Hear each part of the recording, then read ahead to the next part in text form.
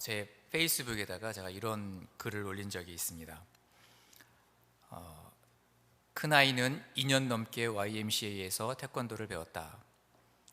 중간에 힘도 들고 지루하기도 해서 그만두고 싶을 때가 많이 있었지만 오직 검은 띠를 따겠다는 일념으로 버텨냈다. 더구나 함께 태권도를 배우던 친구가 먼저 검은 띠를 따고 자랑하는 것을 부러워했고, 무엇보다 승단 심사가 끝난 후 로버트 사범과 함께 잠바주스에서 맛있는 스무디를 먹을 수 있기에 열심히 연습하며 심사 날짜가 잡히기만을 기다렸다. 얼마 전 그렇게 고대하던 승단 심사 일정이 잡혔다. 그런데 하필 그날이 주일이었다. 순간 내 머릿속에선 어떻게 시간을 조정해서 심사에 참석해야 할지 고민하기 시작했다. 일부 예배에 참석하게 하고 다녀올까? 다른 학부모들에게 부탁해볼까? 실망할 아이 생각에 걱정도 되고 어찌할 바를 몰랐다. 그러나 곧 이것이 얼마나 부질없는 염려였는지를 깨닫게 되었다. 딸아이는 승단 심사가 주일이라는 사실을 알고 망설임 없이 그 자리에서 로버트 사범에게 자기는 주일날에 예배를 드려야 하기 때문에 참석하지 않겠다고 말했다는 것이다. 2년을 기다렸는데 그토록 친구를 부러워하고 잠바주스 모임에 끼고 싶어 했는데, 아이에게 이것은 부모와 상의하거나 로버트 사범과 협상할 가치도 없는 너무나 당연한 일이었던 것이다. 딸에게 후회하지 않겠느냐고 물었다. 난 예배가 더 재미있어. 그리고 예배는 빠지면 안 되는 거잖아. 더 중요한 걸 하는 거야. 예배가 나에게 어떤 의미인가? 그리고 나는 어떤 마음으로 예배를 드리고 있는가? 예배를 생명처럼 붙들고 가장 귀한 시간으로 드리고 있는가? 부끄러웠다. 그날 나는 딸아이에게 소중한 것을 배웠다. 옥합을 깨트림으로 가장 귀한 것을 드리지 않으면 진정한 예배를 드릴 수 없다는 것을, 그리고 우리 아이에게 예배의 중요성을 가르쳐주고 예배가 재미있게 느껴지도록 도와준 교회 학교 전도사님과 선생님들에게 감사하다. 여러분, 저는 이 사건을 통해서 제가 얼마나 날라리 목사였는지를 다시 한번 확인할 수 있었습니다. 그리고 하나님이 받으시는 예배가 뭔가에 대해서 정말 깊이 생각해 볼 수 있는 그런 시간이었습니다. 그렇다고 반드시 모든 것을 다 제쳐놓고 다 포기하고 아무것도 하지 말고 반드시 예배만 드려야 된다, 저는 이런 얘기를 하고 싶은 것이 아닙니다. 적어도 내가 왜 예배를 드리고 있는지, 내 마음의 중심이 어디 있는지를 한번 점검해 볼 수 있는 그런 소중한 기회였다는 것입니다. 오늘 이 자리에도 여러분 하루 종일 아침부터 밤늦게까지 정말 열심히 또 일하시느라고 피곤하지만, 그러나 지친 몸을 이끌고 은혜를 사모함으로, 그리고 하나님을 향한 예배자의 마음으로 오신 분들이 많이 있는 줄로 압니다. 하나님이 구하시는 제사는 상한 심령이라 하나님이여 상하고 통회하는 마음을 주께서 멸시하지 아니하시리이다. 시편 기자가 이렇게 노래한 것처럼 은혜만이 살 길인 줄 알기 때문에 몸은 힘들고 피곤하지만, 그러나 은혜를 먹어야 내가 살 수 있다는 것을 알기 때문에, 그래서 지치고 상한 마음을 부여잡고 주님 앞에 이렇게 여러분들 나오신 줄로 믿습니다. 여러분 모두에게 은혜 위에 은혜가 부어지는 그런 역사가 오늘 이 밤 가운데 있기를 간절히 소원합니다. 여러분, 우리가 드리는 예배는 온전히 하나님만이 주인이 되는 그런 예배가 되어야 됩니다. 예배를 통해서 사람의 이름이 드러나고 사람이 영광을 받고 어떤 인간적인 모습들이 드러나는 그런 예배가 아니라, 예배 전체를 통해서 하나님 한 분만이 예배의 주인이 되어주시고 하나님 한 분만이 우리의 찬양의 그 제사의 그 열매의 목적이 되시고 하나님 한 분만이 운행하시고 통치하시는 예배, 우리가 오늘 찬양으로 고백했던 것처럼 그 주의 이름을 부르며 그 발 앞에 엎드려서 눈물로 우리의 마음을 고백하며 그렇게 귀하게 드려지는 그런 예배, 하나님께서는 그런 예배를 기뻐하시는 줄로 분명히 믿습니다. 예배를 통해서 하나님 한 분만이 높임을 받으시도록 세상과 나는 간곳 없고 오직 구속한 주님만 보여지는 그런 예배, 그런 예배가 되어야 한다는 것입니다. 여러분, 하나님께서는요, 하나님이 받으시는 그런 예배를 드리는 자들을 축복해 주십니다. 모든 예배가 다 똑같은 예배가 아니라 하나님이 받으시는 예배가 있고 받지 않으시는 그런 예배가 있다는 거예요. 구약에서도요, 하나님이 기뻐하시면서 흠양하셨던, 너무나 마음속에서 감동하셨던 그런 예배들이 있습니다. 바로 솔로몬이 드렸던 일천번제와 같은 그런 예배였습니다. 반면에 이사야 1장에서 말씀하시는 것처럼 마음에 중심이 없는 그런 헛된 제물을 드린 유다 백성들을 향해서 너희는 지금 예배를 드린 것이 아니다. 예배를 드리러 나온 것이 아니고 너희가 드린 예배는 예배가 아니다. 너희는 지금 이곳에 와서 이 마당만 밟고 돌아가는 것이다. 그렇게 하나님께서 가증히 여기시는 그런 예배가 있다고 하는 것입니다. 여러분, 솔로몬의 제사가 하나님 앞에서 인정을 받았던, 하나님이 기뻐하셨던 그런 이유가 무엇입니까? 솔로몬의 제사는요, 그 제사가 바로 일천번제였기 때문에 그렇습니다.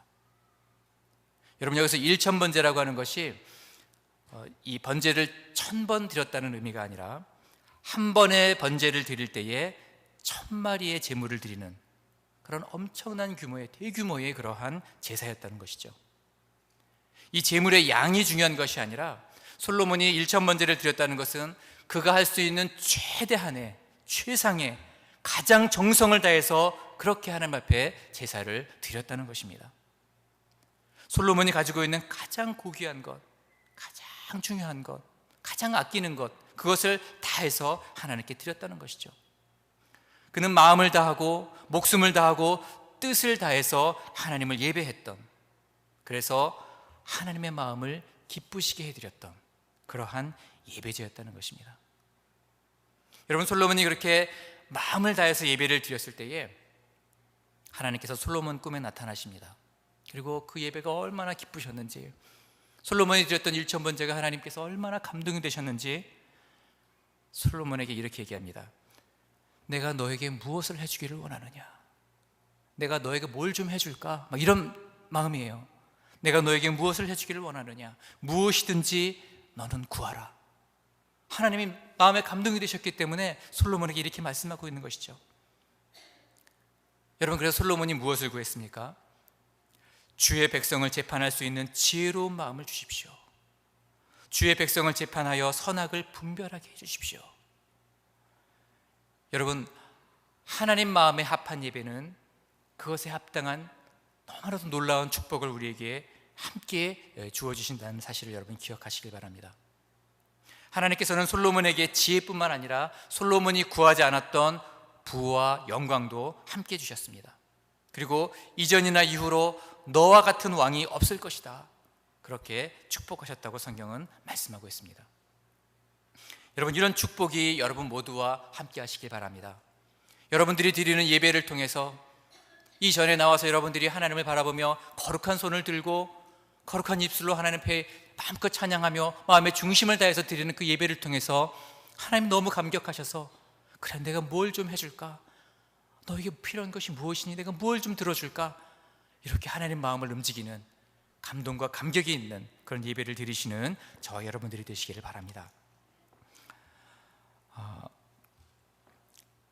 여러분, 솔로몬이 드렸던 예배는요, 번제였습니다. 1000번 드렸던 일천번제였습니다. 구약 제사에서 이 제사를 드릴 때에 5가지 중요한 그 제사가 있죠. 번제와 소제와 화목제, 속제제, 속건제, 이런 중요한 제사가 있는데요, 그 중에서 가장 중요한 제사가 바로 번제였습니다. 오늘 본문 레위기 1장 말씀을 보시면 그 번제에 대해서 아주 자세하게 설명을 잘 해놓고 있습니다. 먼저 번제는 9절에 기록되어 있는 것처럼 화제예요, 화제. 즉 통째로 태워서 드리는 그런 제사였습니다. 일부가 아닌, 조금 떼서 드리는 것이 아닌 전체를 태워서, 완전하게 태워서 드리는 그런 예배. 모든 제물을 완벽하게 제물 위에 다 태워서 그 단위에서 불살라서 향기로운 냄새로 드리는 그런 제사가 바로 번제였습니다. 제사를 드리고 나서 인간의 손에 남는 것은 아무것도 없었어요. 다 드리는 예배, 다 드리는 제사, 그것이 바로 번제였다고 하는 것이죠. 여러분, 이것은 여호와 하나님께 대한 완전한 헌신을 의미합니다. 내 일부를 드리는 것이 아니라, 쓰고 남은 것을 드리는 것이 아니라, 내 마음의 중심을 온전히 다해서, 모든 것을 다해서, 모든 헌신을 다해서 하나님 앞에 드리는 것을 의미하고 있습니다. 여러분, 번제 말고 다른 제사들은요, 제사를 드리고 나서 제물이 남으면 그것을 함께 왔던 사람들끼리 나눠 먹기도 하고요, 아니면 그 중에서 일부를 떼서 제사장에게 주어서 제사장이 분깃으로 삼게 하는 그러한 제사들이 있습니다. 그런데 이 번제만큼은 조금도 남기지 않고, 털 하나 남기지 않고 다 태워서, 온전하게 태워서 100% 태워서 하나님 앞에 드리는 그런 제사였다는 거예요. 또 한 가지 이 번제의 특징은 하나님 앞에 연기를 피워서 올리는 그런 제사라고 하는 것입니다. 이 번제를 히브리어로 올아라고 하는데요, 그것은 올라간다라는 그런 의미가 있습니다. 우리 한국말하고 비슷하죠. 올아, 올라간다, 그런 의미가 담겨져 있습니다. 올라가면서 하나님께 드려지는 제물, 고기 덩어리 그 자체가 아니라, 그 짐승을 잡아서 그거 자체로 드리는 것이 아니라, 그것을 온전하게 태워서 연기를 피워서 그 향기를 하나님께 올려드리는 그러한 제사였습니다. 여러분, 그것은 무엇을 의미합니까?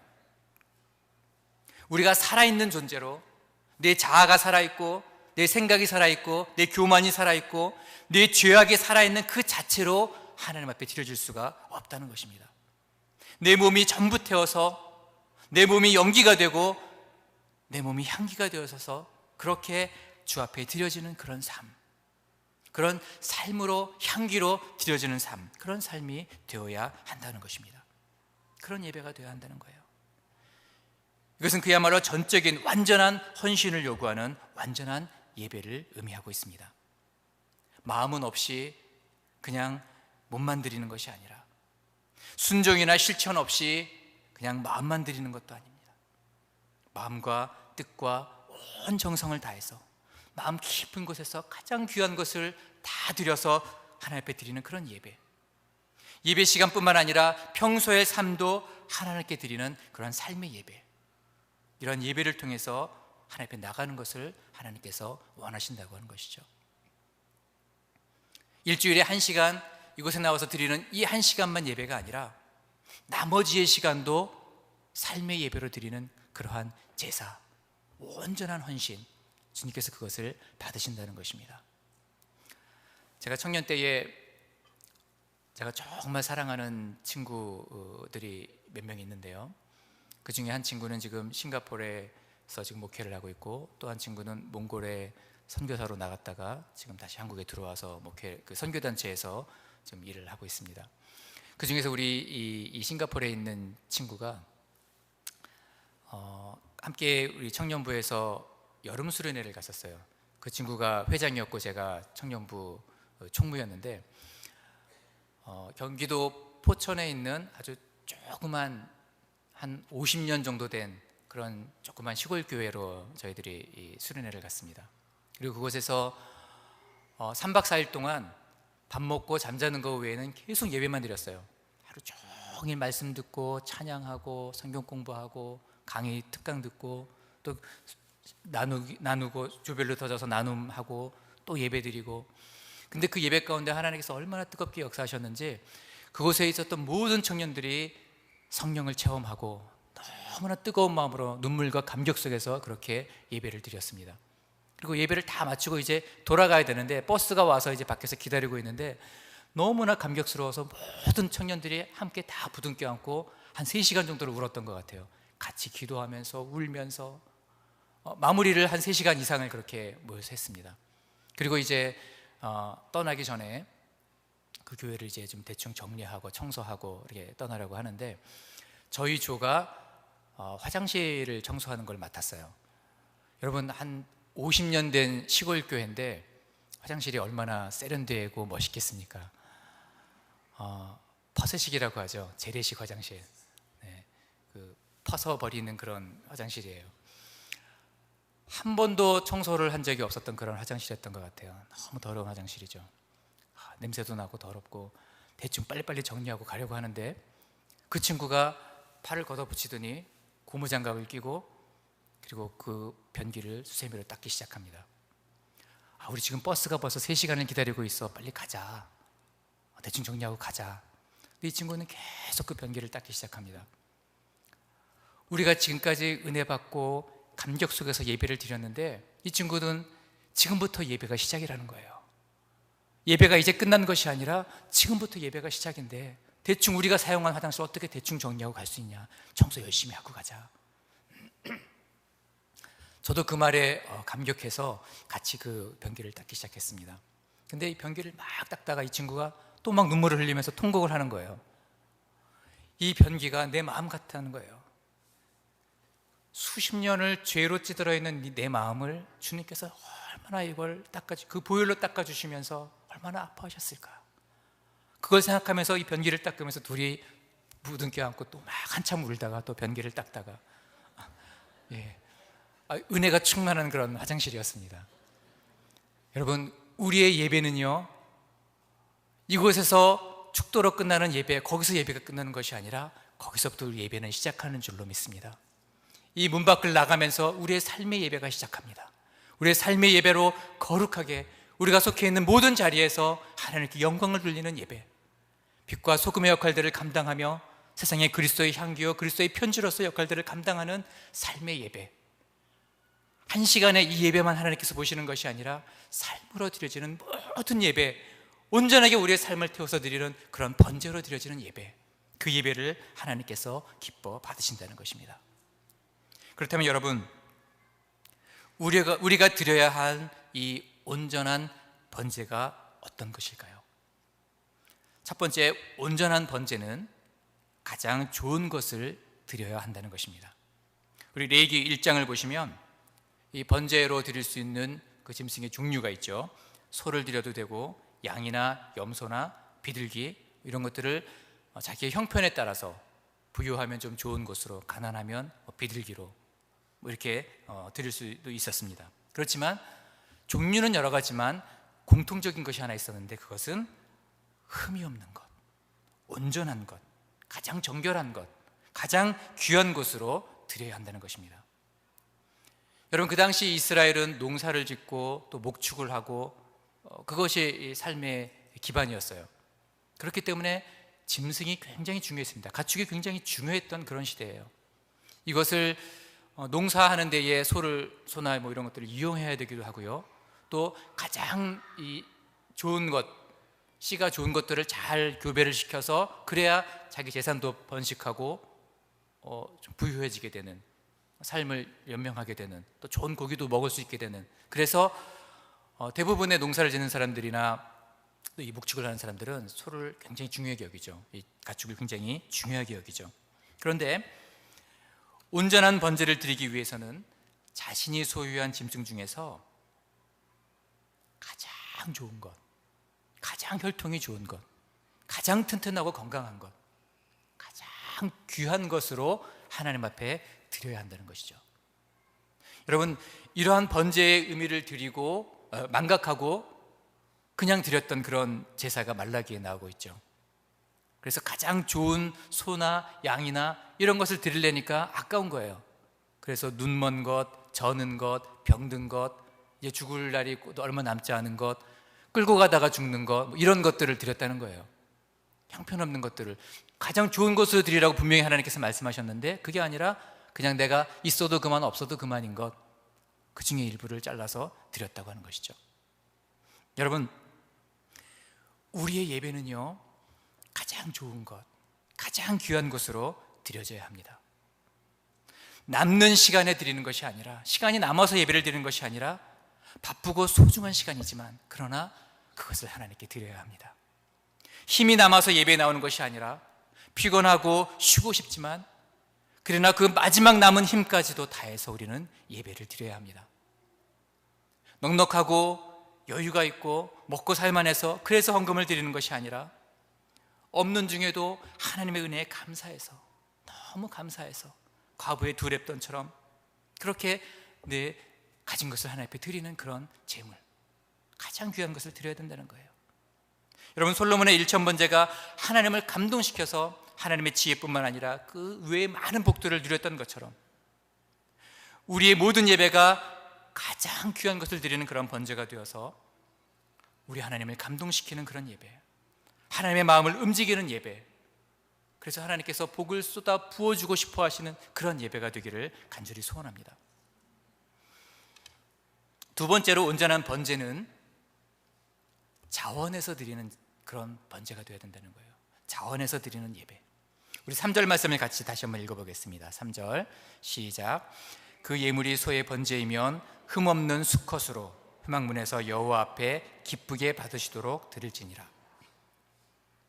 여러분, 번제를 드려야 되는 사람은 자기 집에서부터 이 회막문까지 직접 그 짐승을 끌고 가야 했습니다. 누가 시켜서 억지로 그것을 드리는 것이 아니라 내가 직접 가장 귀한 것을 골라서 자원하는 마음으로 그 짐승을 끌고 이 회막문까지 가지고 가서 드렸다는 거예요. 여러분, 아무리 귀한 것을 드릴지라도 자발적으로 드리지 아니하면 하나님께서 받지 않으십니다. 왜냐하면 하나님이 보시는 것은 그 제물 자체가 아니라 얼마나 큰 것을 드렸는지, 얼마나 비싼 것, 귀한 것을 드렸는지 그 제물 자체에 관심이 있는 것이 아니라 하나님께서는 제물을 바치는 사람의 중심을 보시기 때문에 그렇습니다. 우리의 중심을 받으시기를 원하시기 때문에, 그래서 우리가 자발적으로 자원하는 마음으로 드리는 것이 중요하다고 하는 것이죠.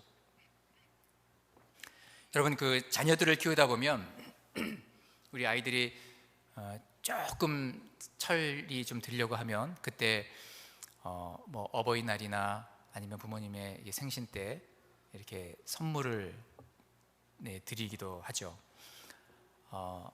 저도 어렸을 때에 그 초등학교 제가 1학년인지 2학년인지 이렇게 됐던 것 같아요. 그때 뭐 이렇게 넉넉한 형편이 아니었기 때문에 용돈이 이렇게 많았던 때가 아닌데, 제가 이 코 묻은 돈을 조금씩 몇 달을 모아서 저희 어머니 그 생신 때 선물을 좀 사드렸던 적이 있었어요. 그래서 그 코 묻은 돈 몇 푼 주머니에 넣고 저희 집에서 시장까지 이 버스로 몇 정거장 되는데 그거 버스비도 아끼기 위해서 걸어서 시장까지 가서 그 시장을 몇 시간을 돌아다녔던 것 같아요. 그 예산에 뭔가 좀 엄마를 기쁘게 해드릴 그런 뭔가 선물을 사고 싶은데 그 마음으로 몇 시간을 이렇게 시장을 돌아다녔습니다. 그래서 양말 한 켤레, 그리고 손바닥만한 그 거울 하나, 그리고 뭐 반지꼬리라고 하죠. 뭐 바늘이랑 실 이렇게 들어있는 거, 그 반지꼬리 그거 조그만 거 하나 이렇게 사서 포장해서 그 엄마에게 드렸어요. 너무너무 기쁘더라고요. 제가 뭔가 처음으로 사서 제가 엄마한테 드린 그런 선물이거든요. 제가 이 선물을 이렇게 사서 어머니께 드렸는데 저희 어머님이 얼마나 기뻐하셨는지 몰라요. 지금도 그게 제 마음속에 이렇게 선하게 기억이 나는데, 여러분, 초등학생이 이 용돈도 별로 없는데 그 조금씩 모아가지고서 드렸던 그 선물, 그것을 이렇게 가지고 드렸을 때 저희 부모님이 그 선물 때문에 기쁘셨겠습니까? 정말 이거 참 내가 필요했던 건데 이게 하나 생겼구나, 이래서 기쁘셨겠어요? 그 마음을 보신 거죠. 이 코 묻은 돈을 아껴서 종일 시장을 뒤져서 사온 그 선물을 받았을 때 저희 어머님이 얼마나 감격했는지 모릅니다. 가격이 중요한 것이 아니라 그 마음이 중요하다는 거죠. 그 마음, 그 중심을 알기 때문에 저희 어머니는 그렇게 좋아하셨던 것 같습니다. 지금 제가 더 좋은 선물을 드려도 그때만큼 그렇게 기뻐하시지 않는 것 같아요. 그때 그 저희 어머니의 그 환하게 미소 짓는 그 얼굴이 지금도 기억이 납니다. 여러분, 우리 하나님도요, 우리가 즐거움으로 자발적으로 기꺼이 드리는 예배, 그렇게 드리는 예물, 그렇게 드려지는 우리의 삶을 기뻐 받으신다는 것을 여러분 기억하시길 바랍니다. 만약 하나님께서 우리를 사랑하지 않으셨다면, 여러분, 우리를 향한 그 뜨거운 사랑이 없었다면 아마 우리의 마음보다도 그 재물 자체에 하나님께서 관심이 있으실 거예요.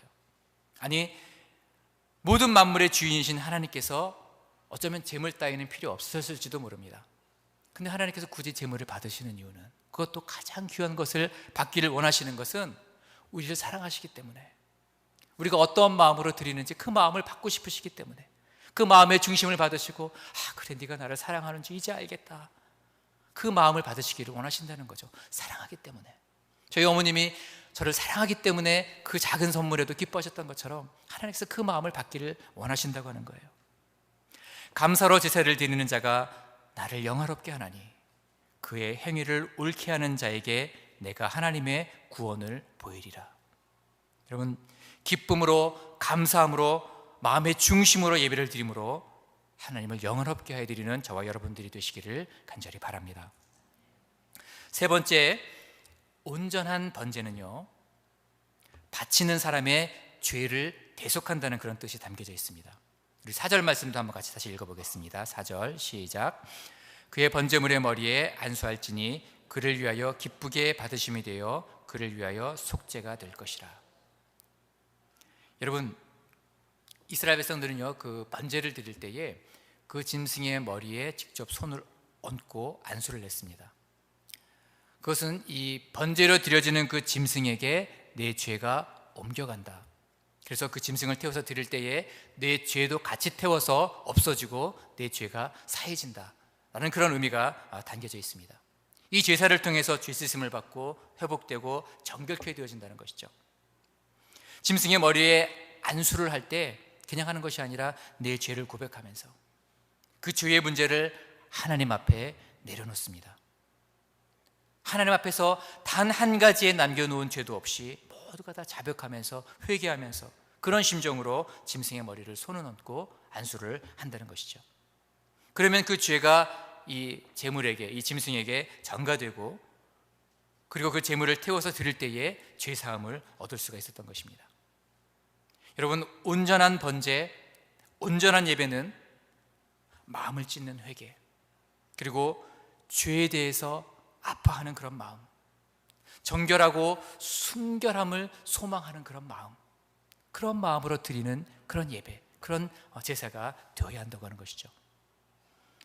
여러분, 그래서 온전한 예배가 드려지는 것이면 예외 없이 어느 곳이든지 간에 회개의 역사가 있었습니다. 바벨론 포로에서 귀환해서 그들이 다시 예배가 시작되었을 때에도요, 에스라가 하나님 전 앞에 엎드려 울며 기도하며 죄를 자복할 때에 많은 백성이 심히 통곡하며 이스라엘 중에서 백성의 남녀와 어린아이의 큰 무리가 그 앞에 모인지라.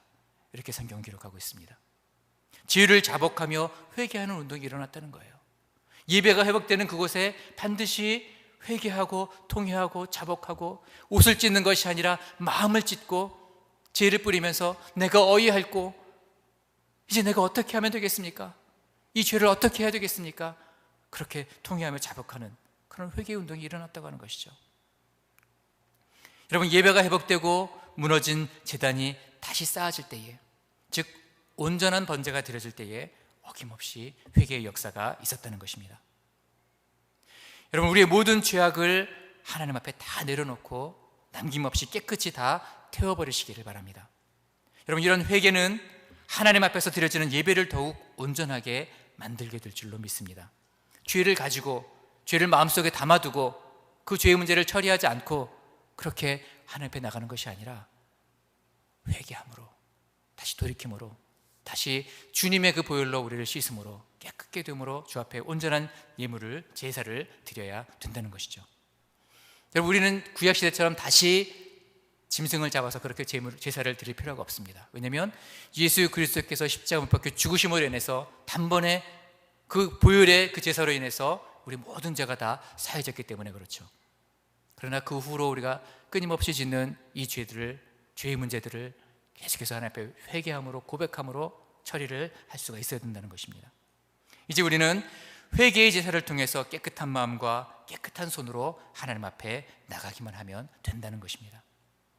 죄를 미워하고 죄와 싸우되 피 흘리기까지 싸우는 삶, 우리가 삶의 예배를 드려야 된다고 했죠. 삶에 우리가 어떤 자리에 있든지 간에 죄와 싸우는 삶, 죄를 멀리하는 삶, 어둠을 멀리하고 빛 가운데로 끊임없이 나아가는 삶, 그런 삶이 우리 가운데 있어야 된다는 것이죠. 조금이라도 어둠이 묻으면 지체 없이 우리는 주 앞에 나와서 다시 빛으로 그것을 씻어내는 그런 회개의 제사가 예배를 통해서 일어나야 된다는 것입니다. 예배의 시간을 통해서 임재하신 그 하나님께서 우리의 마음을 깨끗하게 다시 정결케 용서하시고 회복시키시며 다시 새로운 그런 산제소 하나님 앞에 나갈 수 있는 그런 모습으로 우리를 만들어 주신다고 하는 것입니다. 여러분, 제임스 화이트가라고 하는 그런 사람이 쓴 하나님과의 친밀한 사귐이라는 그런 책을 보면 이런 이야기가 있습니다. 이분이 러시아에서 한 교회의 주일 아침 예배에 설교를 부탁을 받은 적이 있습니다. 그래서 예배 시간에 가봤더니 설교자가 이 사람뿐만 아니라 여러 명이 있었다는 거예요. 그래서 희한한 예배도 다 있네. 예배 시간에 설교자가 이렇게 많이 있다니. 근데 그 예배가 한 3시간을 계속해서 예배가 멈추지 않고 드려지더라는 거예요. 그리고 또 예배를 마친 뒤에 이 사람들이 집에 갈 생각을 하지 않고 계속해서 모여서 여기저기서 또 기도하고 또 찬양하고 가는 것 같더니 또 모여서 자기들끼리 또 예배가 시작되고 도무지 집에 갈 생각을 하지 않더라는 거예요. 그래서 다 끝난 다음에 이 목사님이 그 담임 목사님에게 물어봤습니다. 아니, 도대체 이 사람들은 집에 갈 생각을 하지 않는데 우리 미국에서는 1시간만 넘으면 여기저기서 알람이 울리고 난리가 나는데 이 사람들은 도무지 집에 갈 생각을 하지 않는군요. 이렇게 물어봤다는 거예요. 그랬더니 그 목사님이요, 얼마 전까지만 해도 우리가 소련이었는데 소련 그 시대에 우리는 예배를 드릴 수가 없었습니다. 예배를 드리고 싶어도 드릴 수가 없었습니다. 이렇게 예배를 드리게 된 게 얼마 되지 않았는데 또다시 이 예배를 뺏길 날이 언제 올지 모르는 그런 상황 속에서 우리는 이 예배가 어쩌면 마지막일지도 모른다는 그런 마음으로 우리는 예배를 드리고 있습니다. 만약에 이것이 마지막 예배라면 어떻게 우리가 돌아갈 수가 있겠습니까? 이것이 하나님 앞에 드려지는 마지막 예배라면 어떻게 여기서 멈출 수가 있겠습니까? 말씀을 더 듣고 싶고 더 하나님을 찬양하고 싶고 더 예배를 통해서 주님 앞에 나가고 싶고 예배를 붙잡고 싶은 것이 그들의 마음이었다고 하는 것이죠.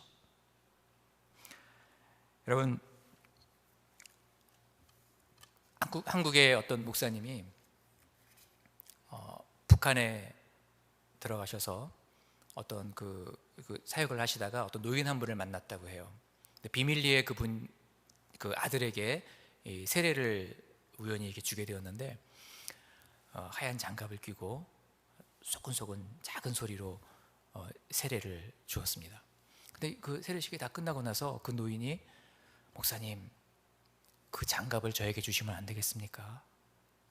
그러더라는 거예요. 그래서 이 목사님 생각하기에 이 지역이 추운 지역이기 때문에 좀 손이 시려워서 장갑을 달라 그러나 보다. 근데 그게 아니었다는 거예요. 목사님, 이 목사님 손으로 예배당 문을 얼마나 열고 닫고 예배당 손잡이를 얼마나 많이 잡았겠습니까?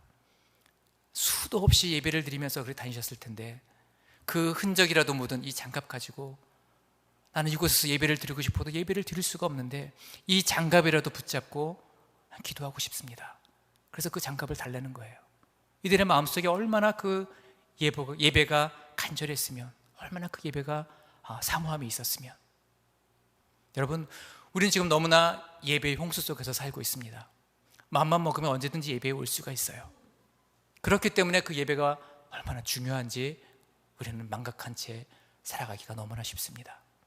한 번 드려지는 그 예배를 통해서 죽었던 자가 살아날 수도 있고요, 우리 메마른 심령이, 마른 막대기와 같은 우리의 심령이 다시 살아나고 소생되는 그런 역사가 일어날 수도 있고요, 우리의 상한 심령과 우리의 상처받은 마음들이 회복될 수도 있고요, 놀라운 역사가 일어날 수 있는데 하나님의 이 기뻐 받으시는 이 번제로 드려지는 예배를 통해서 하나님 너무 기뻐하시며 감격하시며, 그래 내가 무엇을 좀 해줄까, 이런 하나님과 우리와의 그런 깊은 친밀한 뜨거운 만남이 있는 그런 감격적인 예배를 우리가 얼마든지 드릴 수 있는데 우리는 너무나 풍요롭기 때문에 그것을 망각한 채 살아가기가 쉽다고 하는 것입니다.